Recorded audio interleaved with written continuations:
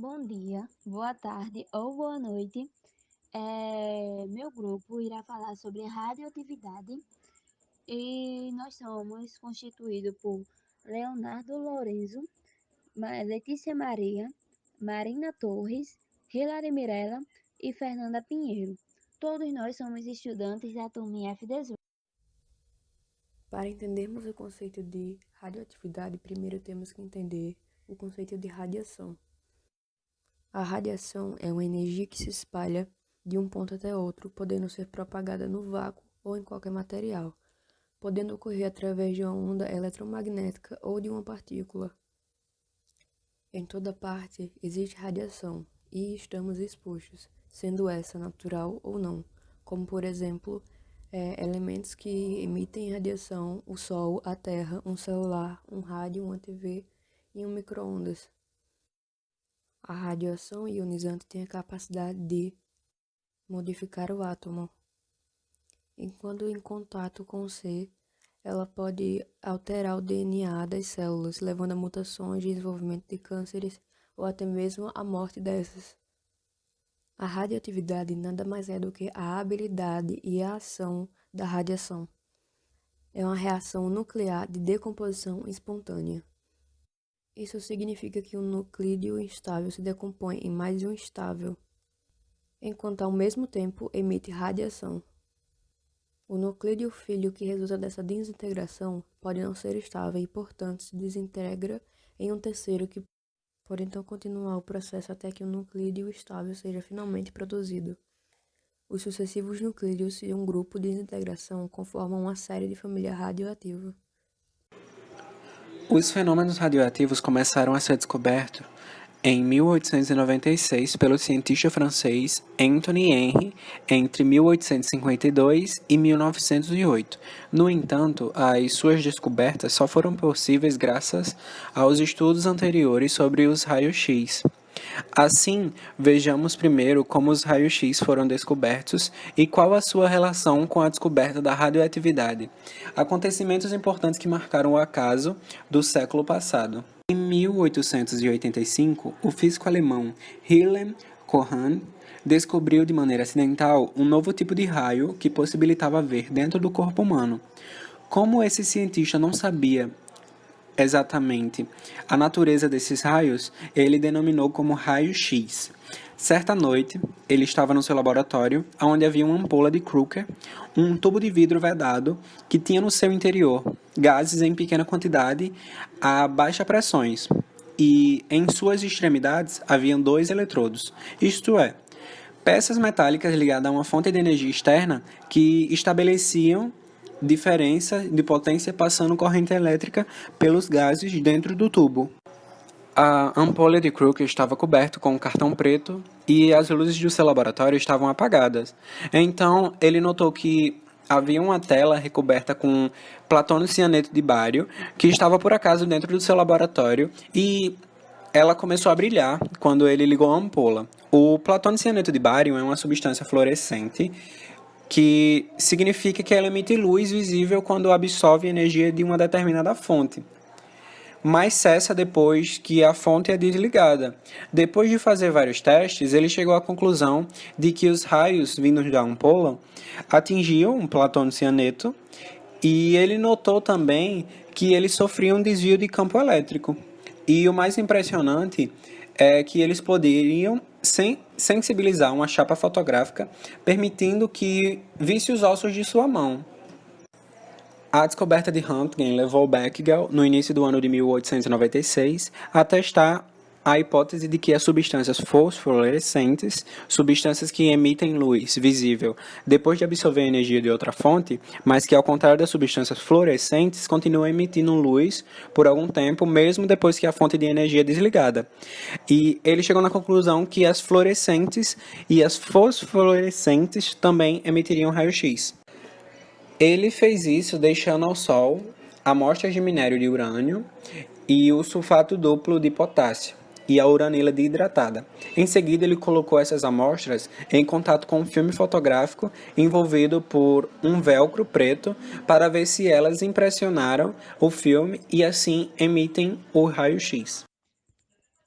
os tipos de radioatividade apresentado por Hilary Mirella. Bem, os tipos mais comuns de radioatividade são das partículas alfa e das partículas beta, também das ondas eletromagnéticas dos raios gamas. E é interessante que a gente saiba qual o tipo de radiação, pois é ela que determina o poder de penetração na matéria. Isso permite que a gente também saiba o nível de dano que esse tipo de radioatividade causa a nós seres humanos. Agora, eu irei falar mais um pouco sobre cada um desses tipos. Primeiramente, sobre as partículas alfas, que são partículas positivas constituídas por dois prótons e por dois nêutrons, e com baixo poder de penetração. Elas também possuem um baixo nível de dano a nós seres humanos. Já as partículas beta são partículas negativas que não contêm massa constituída por um elétron e seu poder de penetração é superior ao dos raios alfas, mas é inferior ao dos raios gamas.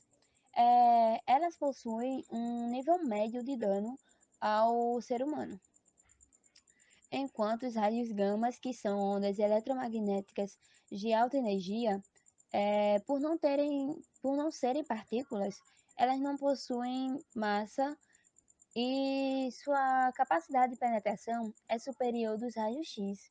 Isso vai com que sua radioatividade passe tanto pelo papel como pelo metal. Isso a leva a um nível de alto de penetração e também um nível de alto de dano ao corpo dos seres humanos. As leis da radioatividade apresentado por Marina. As leis da radioatividade foram propostas pelo químico inglês Frederick Soddy no ano de 1911, com o objetivo de explicar a emissão de radiação a partir do núcleo de átomos instáveis. Instabilidade nuclear. O núcleo de um átomo é instável quando ele apresenta um número de prótons maior ou igual a 84. Porém, existem algumas exceções, pois há átomos que apresentam um número de prótons menor que 84 e mesmo assim são instáveis, como por exemplo o Césio. Há 3 tipos de radiação que pode ser emitido por um núcleo de um átomo. A radiação alfa, que é a radiação composta por 2 prótons e 2 nêutrons, que apresenta um número atômico igual a 2 e um número de massa igual a 4. A radiação beta, que é a radiação composta por um elétron e apresenta um número atômico igual a -1 e um número de massa igual a 0. E por último, a radiação gama, que é uma onda eletromagnética que apresenta um número de atômico igual a 0 e um número de massa igual a 0. Primeira lei da radioatividade. De acordo com Soddy, quando um átomo X emite uma partícula alfa de seu núcleo, forma-se um átomo Y. Esse novo átomo formado possui um número de massa 4 unidades menor, e um número atômico passa a ser 2 unidades menor em relação ao átomo de origem. A equação a seguir representa a primeira lei da radioatividade.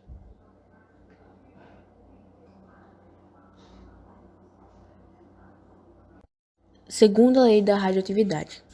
De acordo com Soddy, quando um átomo X emite uma partícula beta a partir do seu núcleo, forma-se um novo átomo Y. Esse novo átomo formado possui um número de massa igual ao átomo de origem e o número atômico é uma unidade menor.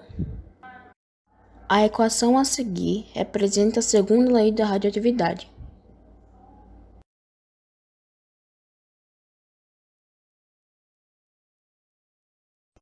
Uma observação sobre a segunda lei da radioatividade é que o número de prótons no interior de um núcleo de um átomo aumenta com a emissão de uma partícula beta, porque, de acordo com o físico italiano Enrico Fermi, um nêutron do núcleo sofre uma transmutação, formando um próton e um neutrino e um elétron, radiação beta.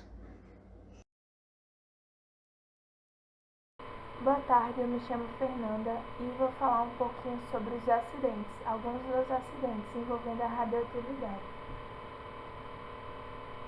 Bom, o primeiro acidente e mais conhecido e mais famoso, que é o maior desastre nuclear da história, ocorreu em Chernobyl, na região da Ucrânia, em 1986, quando um reator da usina apresentou problemas técnicos.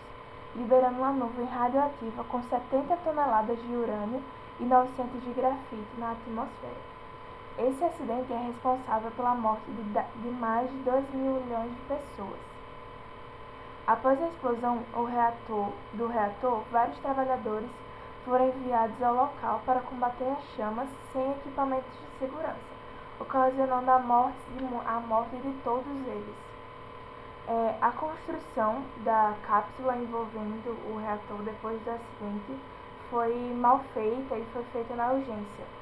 E isso ocasionou que todos os moradores que moravam lá perto, na cidade de Pripyat, tiveram que evacuar. E a cidade estava evacuada até hoje, não existe mais habitantes lá. O segundo acidente mais famoso que aconteceu aqui no Brasil, na verdade, foi o Césio 137, que aconteceu em 1987. O acidente radioativo de nível 5, segundo a Inês, aconteceu em Goiânia, quando 2 catadores de papel encontraram um aparelho de radioterapia e o levaram para um ferro velho. Após desmontarem o aparelho, os homens encontraram uma cápsula de chumbo com cloreto de césio em seu interior. A coloração brilhante chamou a atenção dos catadores e eles pegaram nisso e começaram a passar de um para o outro, na cidade, em amigos, familiares, e muitas pessoas foram atingidas por isso, que algumas morreram, outras tiveram sequelas gravíssimas em seu corpo até hoje. E uma das causas, que um dos sintomas que as pessoas estavam sentindo após o contato era vômito e diarreia. O terceiro acidente, que foi em Fukushima em 2011, localizado a cerca de 250 quilômetros ao norte de Tóquio, onde a usina nuclear Daiichi sofreu danos em 3 de seus reatores, depois de um terremoto de 9 graus na escala Richter ter atingido o país. Autoridades japonesas afirmaram que os níveis de radiação liberados foram altos e muito preocupantes, e também muitas pessoas morreram, muitas pessoas tiveram sequelas gravíssimas até hoje.